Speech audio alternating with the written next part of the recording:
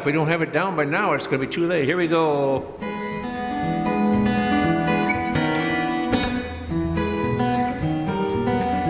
I have to show you how to play this song.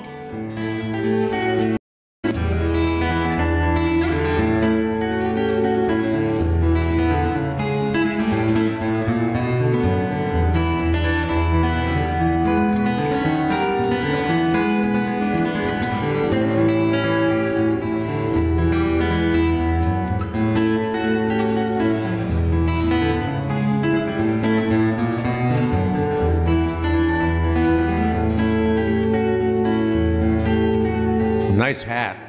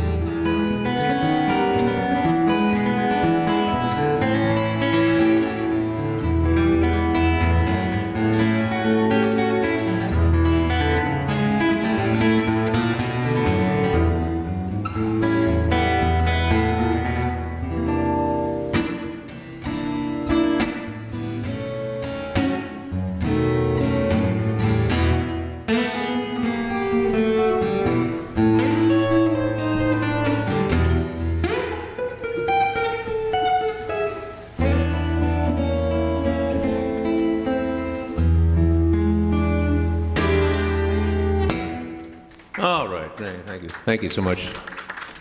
Thank you very much. Elvis said that.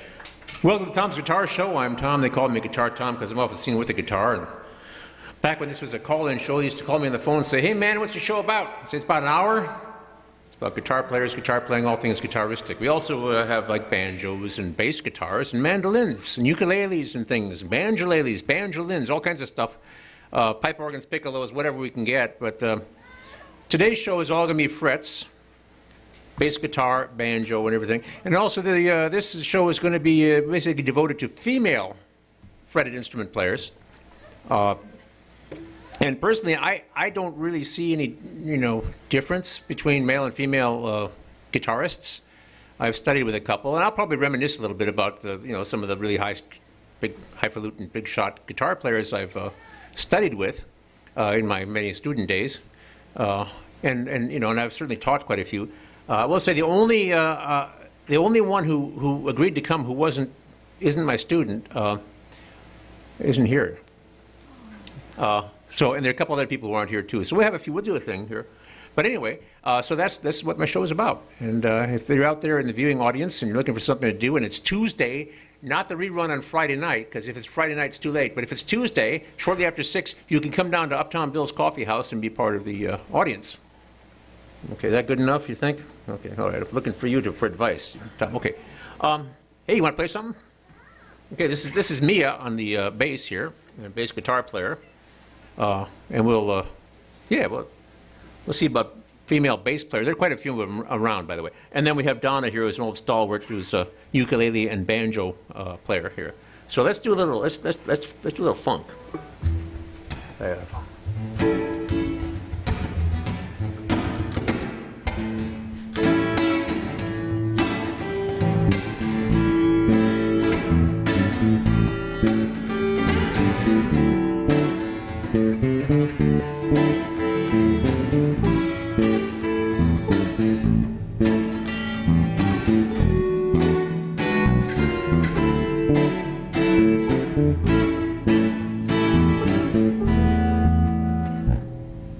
Turn it up a little bit. Okay.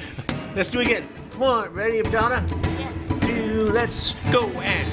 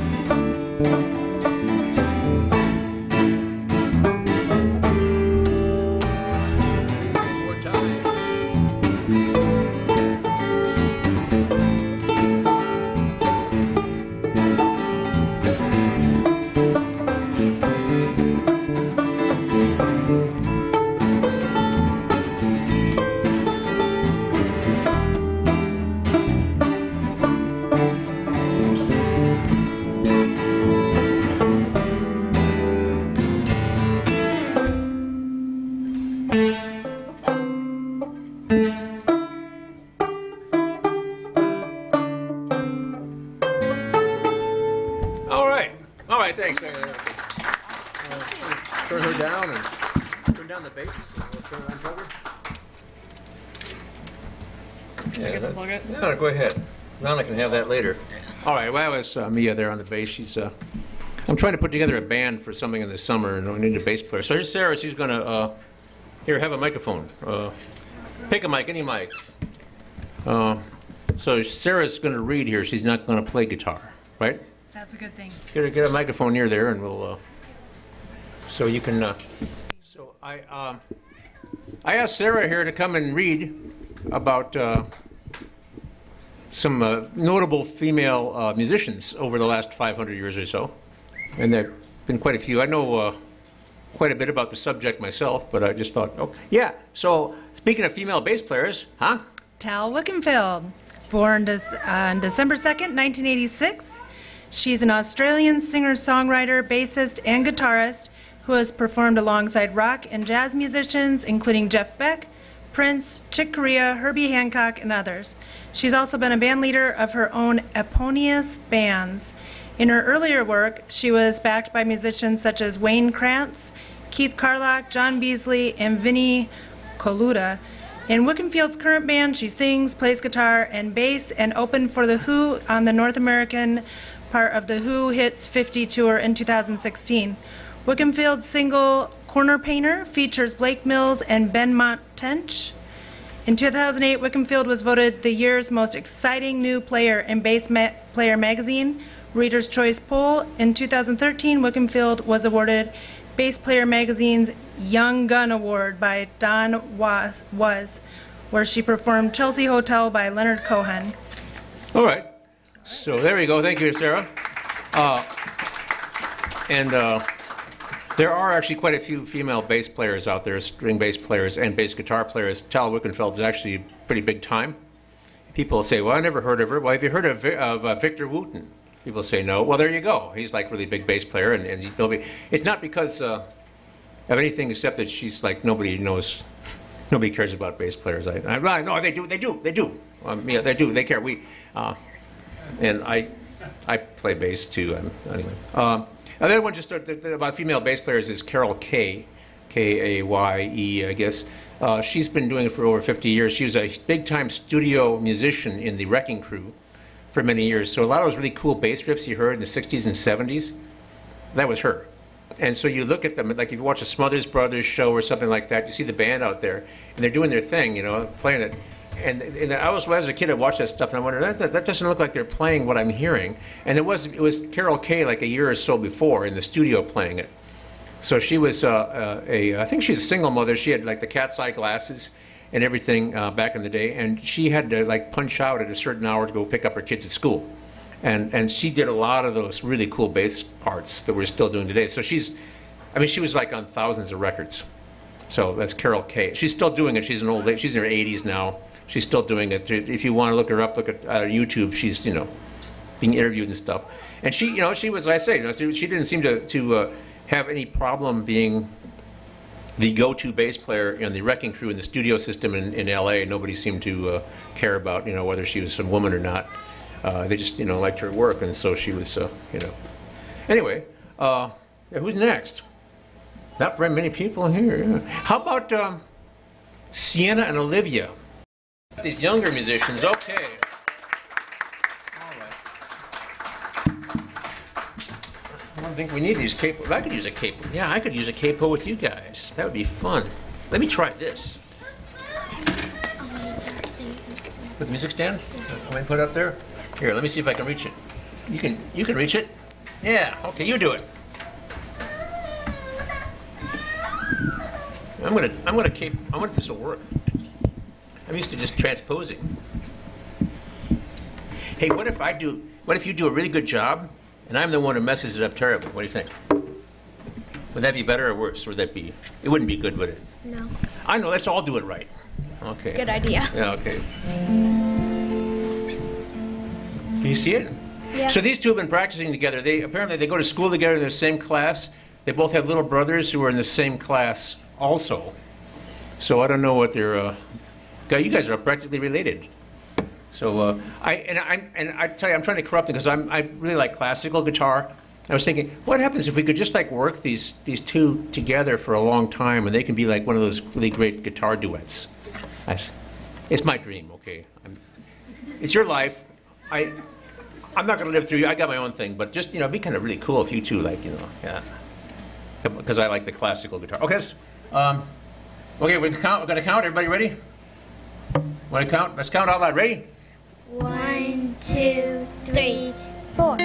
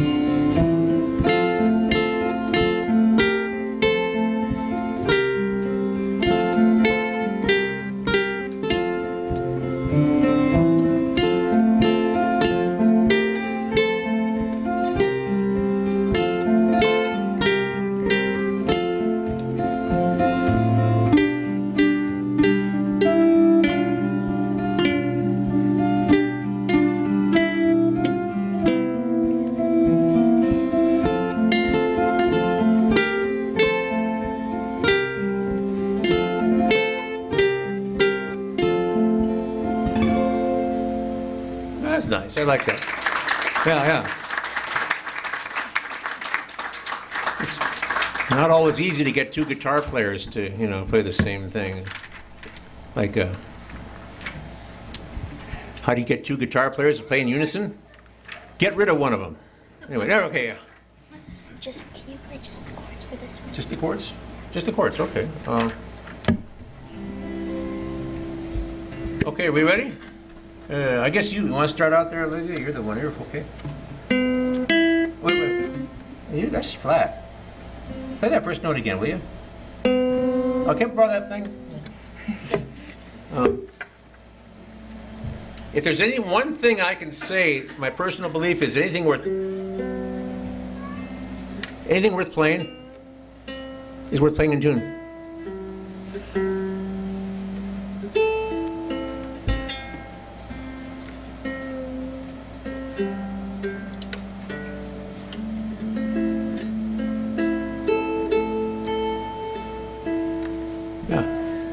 We know any jokes? I just know guitar player jokes. So. How long have the girls been playing? How long have you been playing? Not too long. Not too long, she says. That's my answer, not too long. Long enough to play this show, right? Okay. Yeah. So one thing is like, what I try to do with people, and like Donna sitting up here who was playing the banjo earlier, we've been doing stuff for years, and we've done all kinds of things. We had the house band for Trek Fest for several years down in Riverside, Iowa. And sometimes I work with like kids, for like years and years, and some of them get to be pretty good, and then they move away. But so I'm just so these two, I don't know. We'll see what happens, but they show great promise. Okay, want to do this?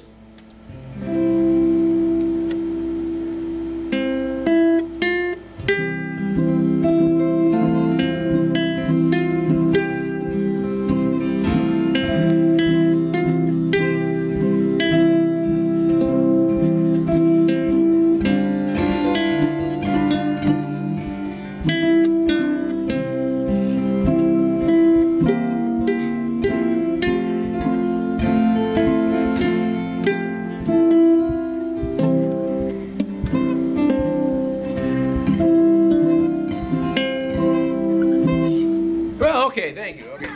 All right, okay. Okay, thank you. You two, you get your books, and you go off and you start practicing more, okay? You've been practicing together on your own, right? You've been, like, together? Yeah. Okay, well, good. Well, do that more. That's fine. Boy, I'll tell you, I'm expecting some more. Boy, I hope, yeah, there you go. I hope somebody walks in here with a guitar like the other Sarah, one of the other Sarahs. There's a lot of Sarahs around. It's like Tom's. What you got there? Well, speaking of little prodigies, we have Ida Presti. She was a French classical guitarist and composer. She first came to prominence as a child prodigy before maturing into what some have called the greatest guitarist of the 20th century, and possibly of all time. Possibly all times. Now, I've been like thinking about Ida or Ida, depending on her. She was like nominally French. She was actually the head of the Paris Conservatory for a while. Her problem was she didn't record enough, and she died at the age of 42 while on tour in the U.S.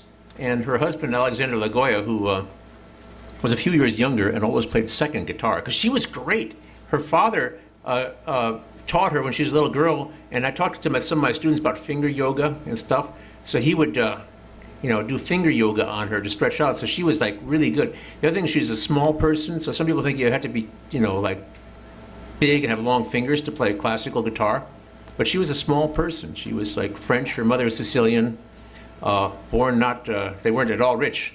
But she was like one of the premier guitar players in the world for a time. But she unfortunately died too soon and didn't record enough. She toured though. They played, in the 50s she married Alexander Lagoya, and then they did duets. And so there's some of the like premier duet things, guitarists in the world. So anyway, she was really big news, but she had a way of playing, and I'm not going to go into details because this is what I get excited about, and other people start yawning and looking at their watches.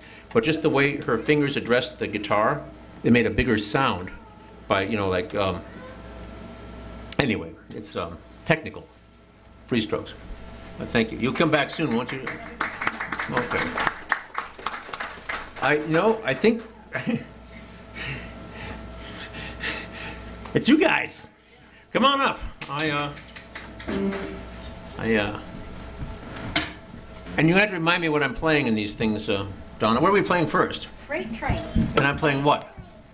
You're going to play the tenor banjolele. Tenor banjolele, okay. And Elizabeth Cotton wrote this song.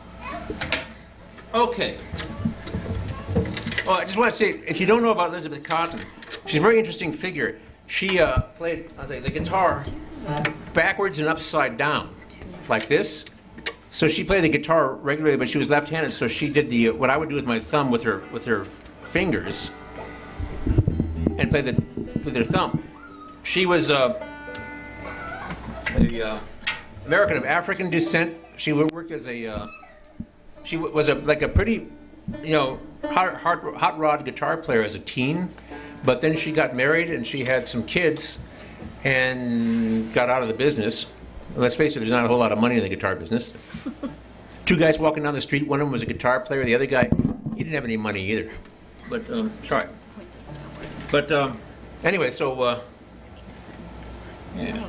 So, she was working as a maid in, I think the DC area, and they had a guitar lying around, so she picked it up. And started playing it beautifully, and her employers said, "Wow, I didn't know you know how to play guitar." She said, "Well, I haven't played guitar in decades." She's like 50 years old. So they supported her in launching a career, and she won a Grammy when she was like 90. But she recorded a lot of stuff, and she wrote a lot of songs, and she was a very influential finger-picking guitar player. So a lot of the kind of finger-picky stuff that I might do on a guitar that's more American style than the kind of more European style that is directly influenced by Elizabeth Cotton. So if you don't know about Elizabeth Cotton, you should look her up. Okay, what are we doing here? Well, maybe I make sure we're in tune.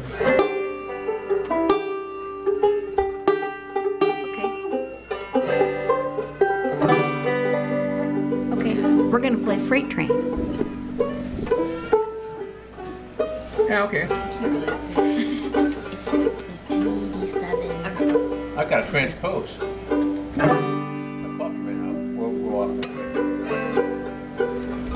Wait, tell me you're ready. Okay. Freight train, running so fast. Freight train, running so fast. Please don't tell what train I'm on. They won't know what route I'm gone. When I'm dead and in my grave,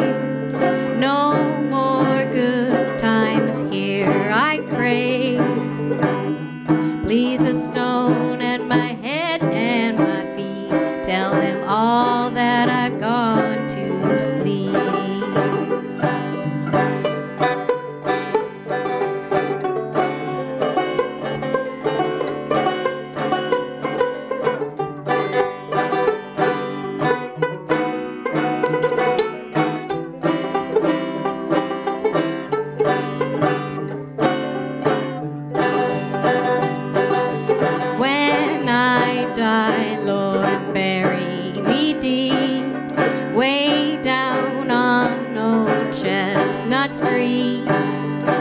Then I can hear road number 9 as she comes rolling by. Freight train running so fast. Freight train running so fast. Please don't tell what train I'm on. They don't know what route I've gone.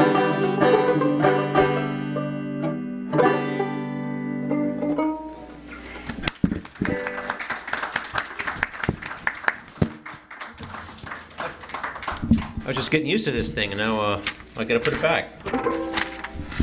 Isn't this obnoxious? This is a banjolele. Next is a mandolin. Yeah, okay, hang on. I gotta switch over again. Nothing wrong with banjos. I just think this is just, I don't know. It's beautiful. It's kind of obnoxious, though, in a way, but I like it, so.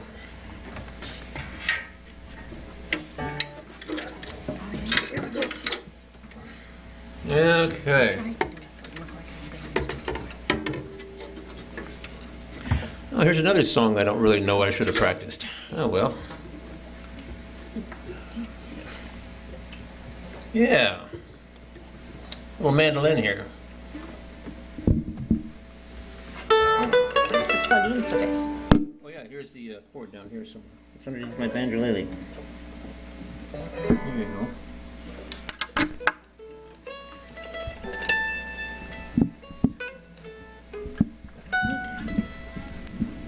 Might as well practice.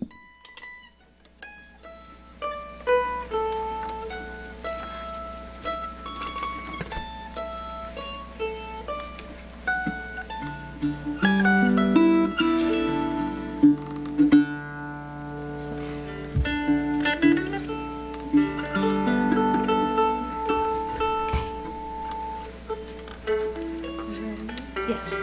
Wait a second.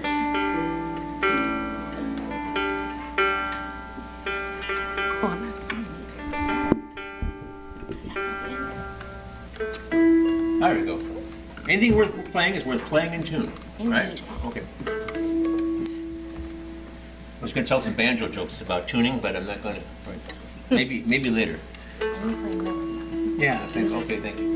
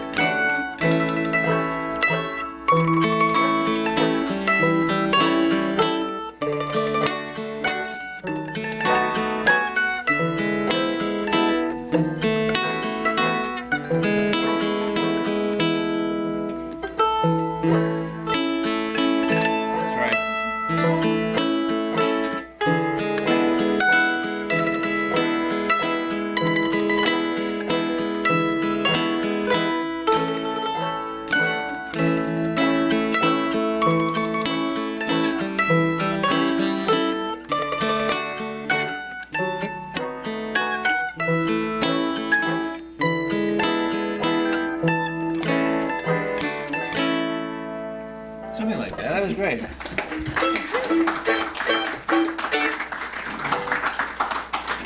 And now I play guitar, right? Yeah. Yes. Okay. Yeah. All right. We should have had. If I had known we were going to have each a few of us here, we would have done more music, and then I could have played more mandolin. How's that? Okay. So this is a sing-along for anyone old enough to remember it. It's called Big Yellow Taxi by Joni Mitchell. Yeah. So I don't want to bore you with history and stuff, but that's kind of like what classical guitar players do. But Joni Mitchell, a very interesting person when you think about it, because when she was a little girl up in Canada, there she had polio. Oh, yeah. This is toward the end of the whole polio thing before they had the vaccine. So she was in the hospital and everything. She started singing in the hospital when she was, you know, and the boy next to her complained apparently for a while. But her problem was that she always had a weakness in her left hand from the polio. So, and you know, as a guitar player, there's a lot of squeezing you got to do on a guitar. So what she did, which is actually quite brilliant, and I don't, some people, I've known a lot of people who, mostly women back in the day, who hated Joni Mitchell for some reason. But I always thought she was really interesting because she would do these, like these two-finger chords, but she would retune the guitar. So she had all these different guitar tunings. So once again, this is Tom's guitar show, I'm sorry, but I think about guitars a lot, you see. And so what she did was she would retune the guitar, and very quickly too, for all these different songs she wrote. And she was saying, because she had this jazz band, this fusion band, you know, back in the 70s, I guess, with Jaco Pastorius as kind of the band leader, the famous bassist. And all these like really high, top-flight jazz musicians respected her totally. But she said she didn't have any training, and she was just doing what she wanted to do. So her retuning of the guitar, the open tunings with just two-finger chords, were just brilliant. Somebody was following her around, and he, I don't mean stalking her, but I mean like cataloging all her tunings. So later in her career, she'd forgotten how to do a lot of tunings, but this guy wrote it all down and stuff. And they built her a digital guitar, which would, you know, be like in all these different tunings for her shows. I mean, the guitar would just have like floppy strings, but it would electronically be tuned, you know, to whatever. So she had all these different tunings for these different songs. So somehow she was able, because she had a physical issue, to, you know, play all this stuff. You know, really cool songs. I mean, whether or not you like her stuff, I mean, you got to admit she, you know, did some really interesting music, and lots of it. That you know, these. And I don't know if you hang around with the jazz musicians like I've done it, you know, and like I say, you know, I'm afraid I'm kind of like a jazz guitar player. So they respected her, and I just want to tell you, jazz musicians, if you're, they don't always respect you. I've I don't know if you've noticed. I've noticed this. You notice that, Joe? They respect you at all? No, they don't. No. Okay. Yeah, they have no reason to. It's more a folk guitar player over there. Okay. So anyway, so these jazz musicians respected Joni Mitchell for her, you know, her brilliant creativity musically, and she did it all with alternate tunings. So that's kind of cool. I mean, well, I thought it was cool. Okay, all right, okay. Yeah, Joni, okay. We're just going to work through this.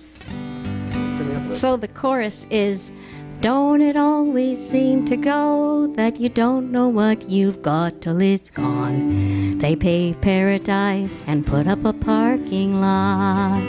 So that's what you guys can sing besides the whole song. Because we do the chorus a lot. Okay. I don't know if that was in the right key.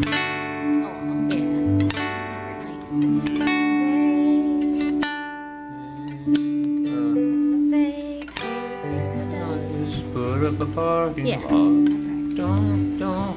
Don't you always seem to go? We don't know this song, do we? Let's play it anyway. All right, we don't know it. We'll do it. Okay, ready? They paved paradise and put up a parking lot with a pink hotel, a boutique, and a swinging hot spot. Don't it always seem to go that you don't know what you've got till it's gone? They pay paradise and put up a parking lot.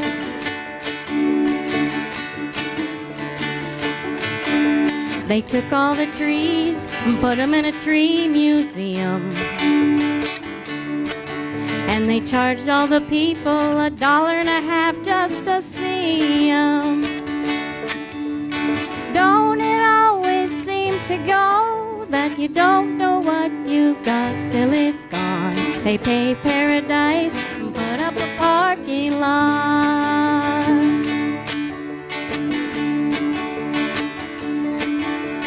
Hey, farmer, farmer, Put away your DDT now. Give me spots on my apples, but leave me the birds and the bees, please. Don't it always seem to go that you don't know what you've got till it's gone? They pay paradise and put up a parking lot.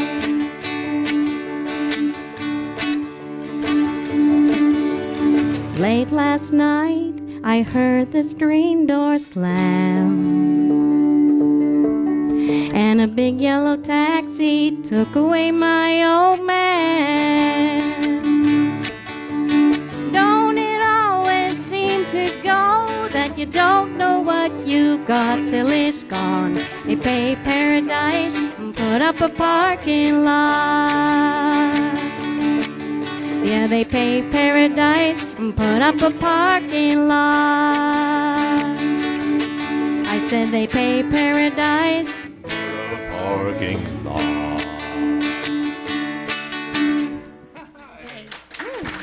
You guys did good. So I think what we need to do now is why don't you two, like Sarah's going to come back up here, and we're going to like look more into the history of the 20th century and 19th century guitars, and then you two figure out what else we're going to play to pad the show.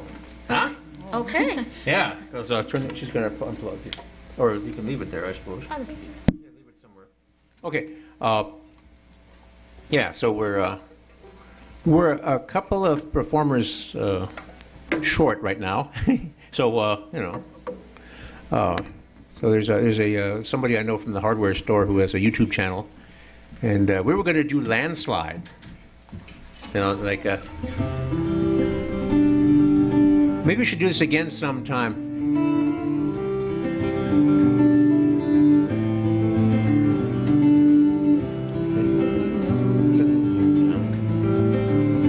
Sarah, just watch your step. I'm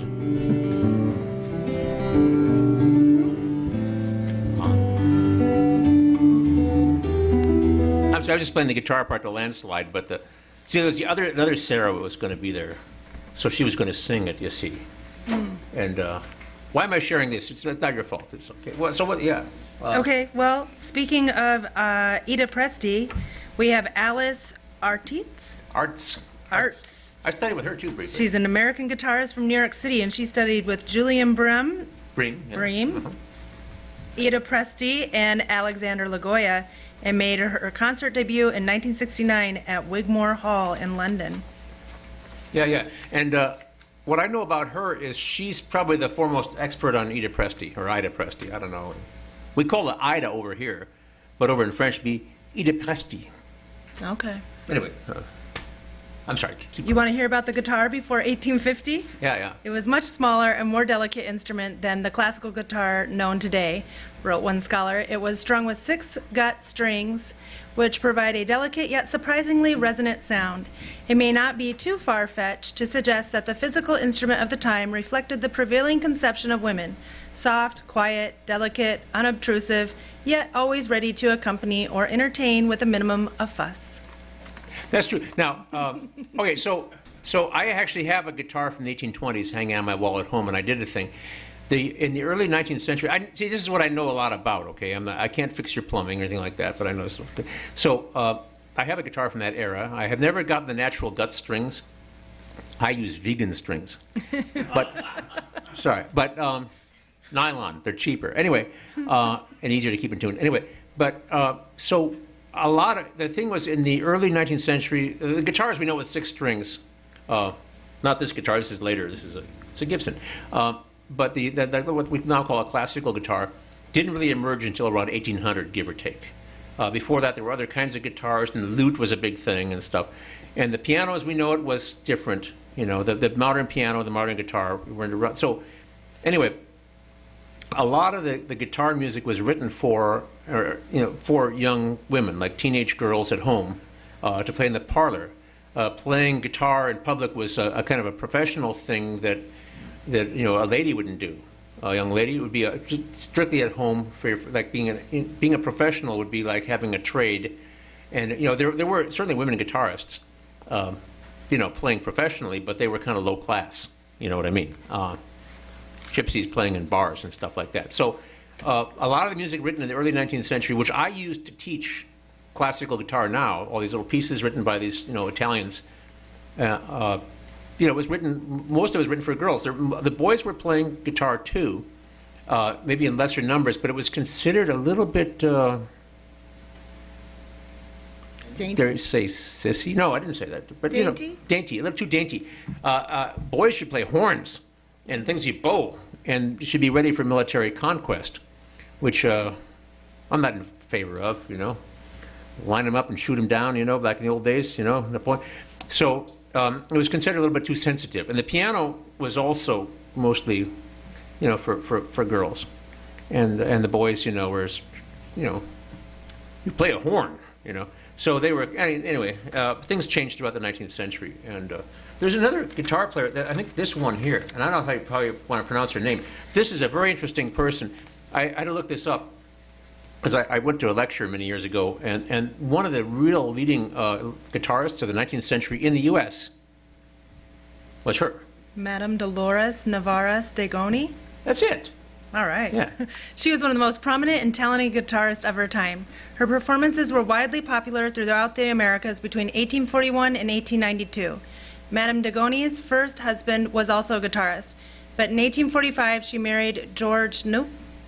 You think? Knoop. A renowned cellist. After Senior de Goni discreetly left the scene, most of her guitar compositions were published using only the name Mrs. Knoop. An 1840 notice in the New York Herald, a distinguished female professor of the Spanish guitar has just arrived from Europe. Her name is Donna Dolores de Goni, a Spanish lady of exquisite beauty and still more exquisite accomplishments in Spanish music. During the last spring and summer, she gave many exhibitions before the royalty and nobility of England. That brought forth great applause. Despite the lavish claims in the press notices, de Goni was only moderately successful in London. Yeah, actually, she's in Spain. She was. She didn't get that far in Spain, but when she came to America, she was like, people were gaga over her all over the country. So I was reading these years ago. I don't know how many years ago I studied this stuff, but she was. So she was touring the U.S. all over the place for many years. She had about a 50-year career, actually, from the 1840s to the 1890s, when she was too old.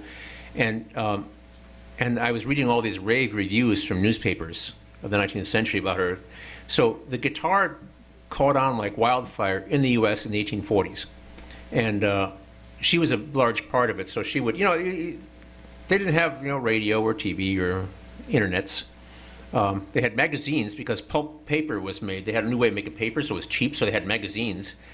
And they had opera houses. So she would tour, and then people go crazy over guitars, and the guitar builders, of course, would jump right in there, and you could order your guitar through the Sears catalog or whatever like that. And the U.S. became a guitar country. So there's this Spanish woman who was a major part of it. Also, a lot of people in the U.S. would call a six-string guitar a Spanish guitar, whatever kind of guitar it really was, where it had anything to do with Spain or not, partially because of her. And also a piece called Spanish Fandango, which a guy in Youngstown, Ohio, who'd never been to Spain, wrote, and sounds nothing like Spanish music, because I'm into Spanish music too, but anyway. But yeah, so, yeah, so she was like, yeah, she's big time. So anyway. How about Maria del Rosario Mercedes Pilar Martinez Molina Baeza? Oh, yeah. Yeah, you know her, right? Otherwise known as Charo. Yeah, She's a Spanish-American actress, comedian, and flamenco guitarist. She's actually pretty good with that, like, rasgueros and the rastiados and all that stuff, that. She can play. Yeah, she was on a lot of shows when I was a kid. Yeah. Yeah, she always kind of gave me the willies. her. She had like a little bit too much makeup or something. I don't know, maybe a little too over the She'd top. say, "Ay, ay, ay." Yeah, that. It's not exactly what I want the guitar to be, but I don't know which men went crazy. Nobody I knew. Anyway, yeah. Okay. Okay. Well, you come back later, maybe. All right. Okay. All right. Have you figured out something you can do? Okay. We'll do one more song, and I want to. I don't know if you. I would like to do this show again sometime with a lot more musicians. But just, you know, a couple things didn't work out, you know, like spring break, and then another, people were sick, and then... There's a storm. In the storm, yeah.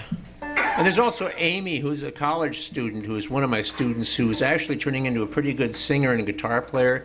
She didn't play guitar at all, but she was singing all through high school in choir, so I was hoping she'd come and sing a couple of really contemporary songs. She has a test at college tonight, and she's really sorry. And so I will do this again, okay? But what do we have? All right, so we picked Jolene by a female, Dolly Parton. Jolene. Jolene, yeah. Yeah, we should mention Jolene. Now, she's a guitar player too. She wrote on the guitar, but she's like one of the most successful people in show business. Dolly Parton is. Really? Oh yeah, she's like makes more money than anybody, I think, pretty much. So it's in the key of C. That's a little high. Oh, well, A minor. Well, A minor. Jolene. Well, I'm gonna follow you guys. well. Maybe I'll be able to do it too low. We'll do it. We'll sing. We'll do whatever it. happens. It can always be a sing-along. That's what you do. You guys know that? I'll sing You know with you. Jolene, right? Jolene. Okay. Okay, you guys. Everyone has to sing it with us. Sing really loud. Everybody sing Jolene real practiced. loud. Okay, here we go. You too, Joe. Oh, yeah. Joe could sing it. Maybe Joe should sing it. Do you want to sing Jolene? Oh, okay. All right. Next time. Just.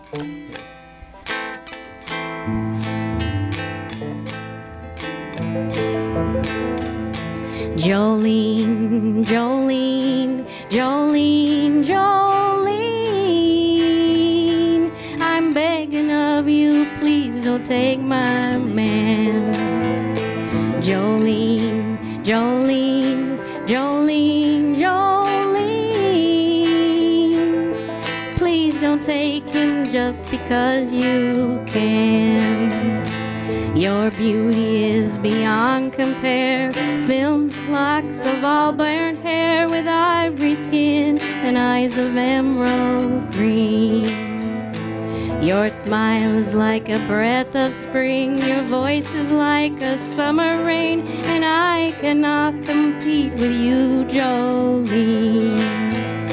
Jolene, Jolene, Jolene, Jolene. I'm begging you, please don't take my man. Jolene, Jolene, Jolene, Jolene. Please don't take him just because you can. He talks about you in his sleep. There's nothing I can do to keep from crying when he calls your name, Jolene. I don't know the words that didn't print, but I'll just sing along because it's about the girl Jolene. Jolene, Jolene, Jolene, Jolene. I'm begging of you, please don't take my man. Jolene, Jolene, Jolene, Jolene. Please don't take him just because you can. You could have your choice of men, but I could never love again. He's the only one for me, Jolene.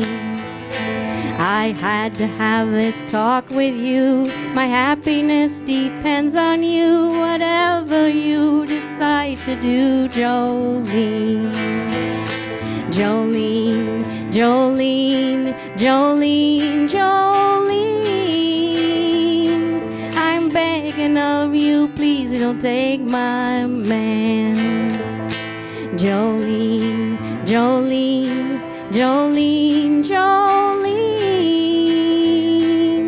Please don't take him even though you can. Please don't take him even though you can.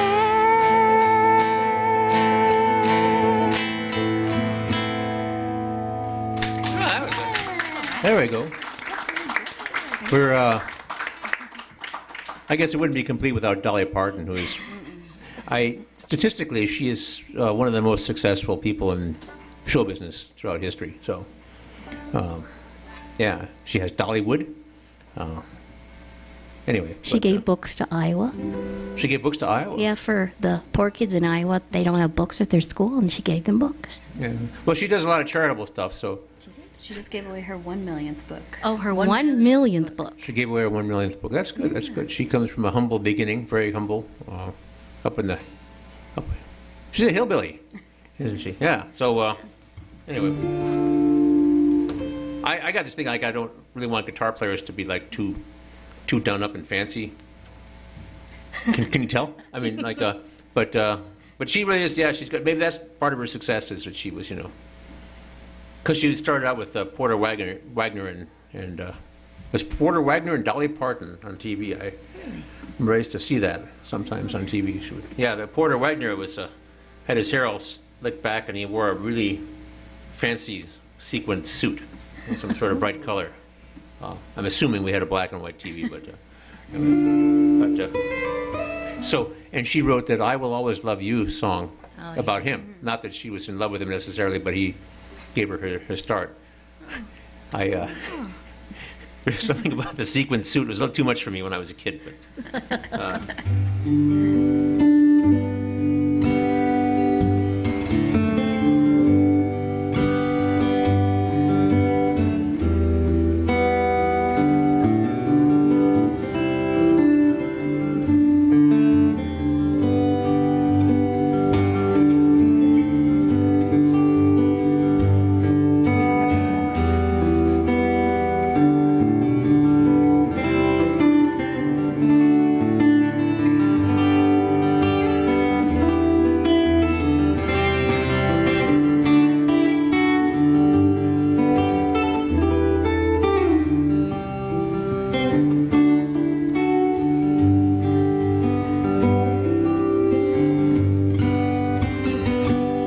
Whitney Houston made it a big thing. Okay, so just to be nerdy a little bit, I just want to say that some of the women I've studied with, I took a class from Sharon Isbin, who's a big-time famous classical guitarist who does interesting stuff, like Latin American stuff, and I kind of gravitate toward Latin American music also.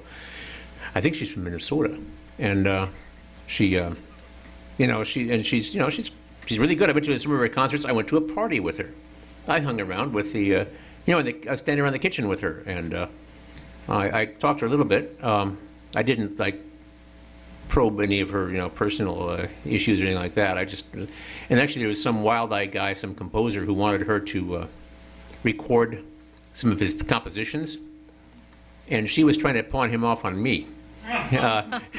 And he wasn't interested in me, because I guess if he could get her to record his stuff, he'd be big time. If I recorded it, I mean, who cares, right? I mean, I'm Guitar Tom from Tom's Guitar Show. So, but anyway, I hung out with her a little bit. And she's really quite nice.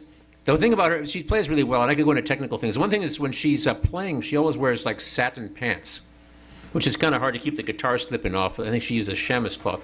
And then if you see her in the receiving line later, she's wearing like really faded, beat-up jeans, because I guess those pants, they probably like wrinkle if you look at them funny. So anyway, but Sharon Isman. There's also like Leona Boyd. I didn't study with her, but she's Emily Remler is a very interesting character.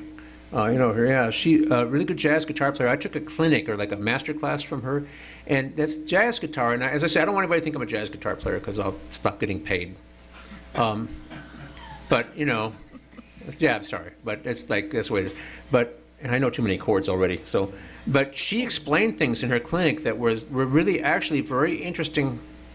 Like there was a different approach. She explained things in a way that I could actually understand. And I teach, like the kids in the jazz band in the colleges. I teach at, like at Coe and Cornell College and stuff. And I'm trying to teach chord theory. Well, I try to teach chord theory to you. How do you like it? It worked. It's awesome. It was kind of hard, isn't it? I didn't get it at first. Yeah, okay. Well, that's the problem. She was the one who helped. And anything like some of the stuff I used on you, so you know it, is stuff that I learned from that one afternoon, like 3 hours I spent with Emily Remler. And I mean, not just me, it was a room full of people. She was a really good jazz guitar player. Unfortunately, she died at the age of 32 of a heart attack. But she had a problem with the opioid heroin and stuff. And which is too bad. But she was really good, and she was sort of like the next generation of Wes Montgomery kind of playing. Very good player, and I was like, I didn't even know who she was when I first met her, and she was just taking off. Career was just taking off, and then she died in Australia at 32. So you got to live a long time. Oh, 7 minutes. Oh, thank you. Passing notes. Okay. Oh, hey, you could do the dance. I'm sorry, there's Uptown Tom over here just tripped over a ukulele case. Anyway, unicorn heads. Okay. Anyway, I'm saying I've studied with a number of women. I went, and I really don't think, as far as I know, anybody cares. Like in the kind of circles I've moved in, what the gender of the musician is. Maybe somewhere else, maybe in the rock and roll world a lot, but maybe some people care. I don't know, but nobody I've hung around with. Anyway, do we have anything more to read there? You have some more? Well, why don't you let here, put that away. And we'll let Sarah come up and tell us some more, and I might. Hey, while you're doing that, and Sarah's, I want to play this piece, which is probably composed by a woman anonymously in the 1500s. Dove son fieri occhi? Where are those fierce eyes? It's anonymous, but probably written by a woman in northern Italy. So come on up, I'll just play this.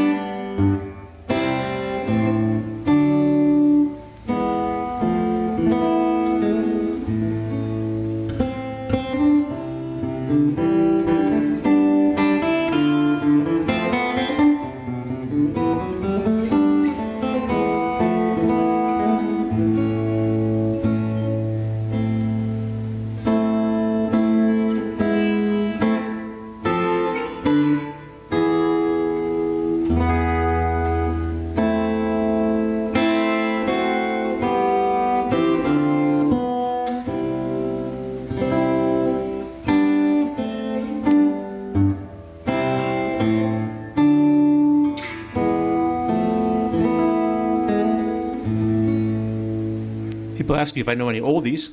There we go. Okay. That's 500 years old. That's good enough. Yeah. Okay, so we should mention that Sharon Isbin, who we were just talking about, was also the founding director of the guitar department at Juilliard. And that takes us to Antigone Goni, is a Greek guitarist, recording artist, and performer, as well as the founder and chair of the pre-college division of the guitar department at Juilliard School. So, moving on, we have Nancy Lamoureux Wilson. She was born in 1954. I was just sitting there doing the math. Yes, she's an American musician, singer, songwriter, producer, and composer. She rose to fame alongside her older sister, singer Ann Wilson, as a guitarist and backing vocalist for the rock band Heart, which she joined in 1974. Right.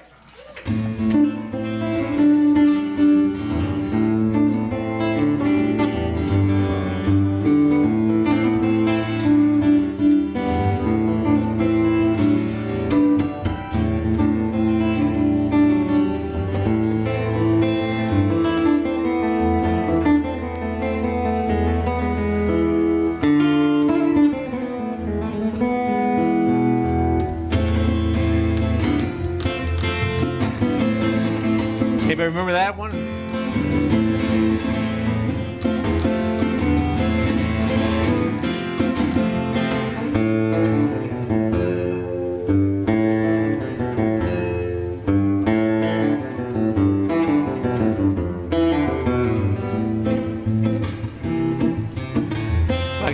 I got her sister to.